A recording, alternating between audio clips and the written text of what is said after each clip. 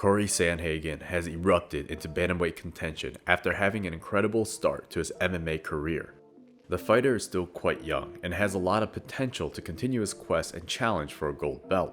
Against the top fighters in the world, Sandhagen has shown an array of striking techniques, propelling him into title contention.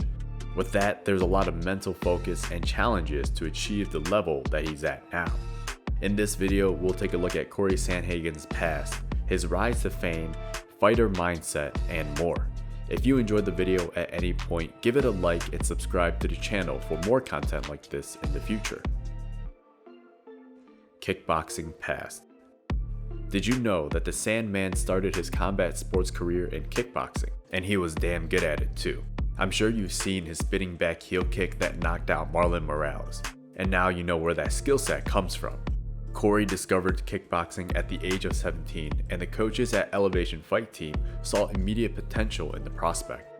At just 18 years of age, Sandhagen would win the Colorado Kickboxing Championship, and 2 years later, he would win the North American WKA Championship and then become the world champ 2 years later after that. Cory's success in the kickboxing world led him looking for a new challenge, and one that would force him to expand and continue developing his skills. Rise to fame. What's incredible is that although Cory has primarily been a kickboxer, his first professional fight ended with a rear naked choke. That complements the Sandman's body type, as he's long and lanky, allowing interesting submission setups that other fighters wouldn't be able to do.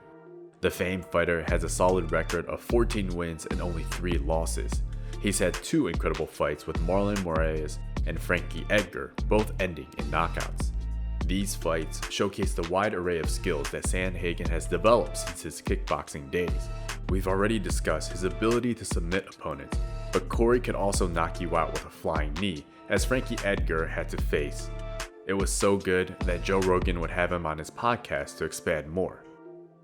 Frankie was crazy. I was by myself watching TV and I screamed out loud. You know, it was one of those, ow! Yeah. And that's a common thing in my house. Where people are like, are you okay? I'm like watching the fights. Yeah. That was a nasty one. Dude, it was so perfect. Yeah, it was. You timed it so perfect. Yeah, I mean, he wasn't doing any of the hitting the brakes, you know? Everything he was doing was just forward. Forward. He threw a kick forward. He threw a combination forward. And I was like, oh, this guy's not hitting the brakes at all, you know? And I was like, just throw something into that space that he was going to step into. And, you know. It couldn't have been more perfect. Yeah. Yeah, it was like right before he threw a punch, everything. Did you notice how nonchalant Cory Sandhagen was while explaining his thought process throughout all that? To me, that resembles a killer inside the ring, and we'll go into that mindset later on. His fight with Marlon and Frankie would set Cory up for a top 5 fight in the division. It also propelled Cory to stardom, as these knockouts would go viral within the MMA community. What were your thoughts on these fights, and do you think the Sandman has another shot at the title? A killer mindset. There's a certain kind of change that fighters go through from being an entertainer with the media to a killer inside the cage. Some fighters are able to stay loose and relax inside the ring, bringing with them a joking persona. We've seen the likes of this with fighters like Israel Adesanya dancing inside the ring, or Michael Pereira backflipping into opponents. Seriously, what is that guy thinking? Anyways, for Cory, he's made it a routine to train his mentality to kill or be killed inside the ring.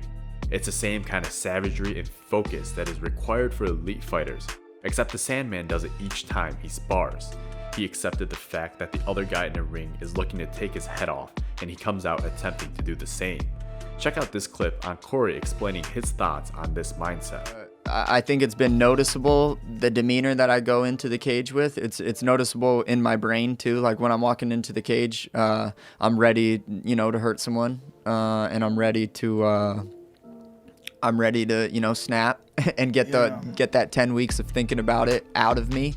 But yeah, man, I'm super happy with it, man. I feel like it's its own ability to figure out where you best perform, and like you don't learn that unless you have a loss or you get lucky and you get to win a fight. But I had to lose, and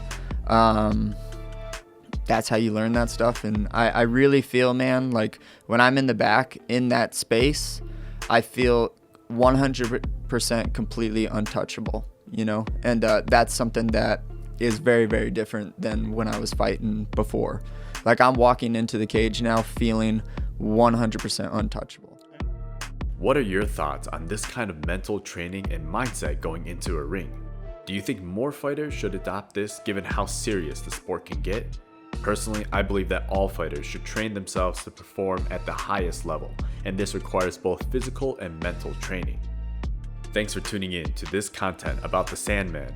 Let us know if you enjoyed this type of content and what fighters you're interested in hearing about next. Appreciate all the support, and we'll catch you next time on Knockout TV.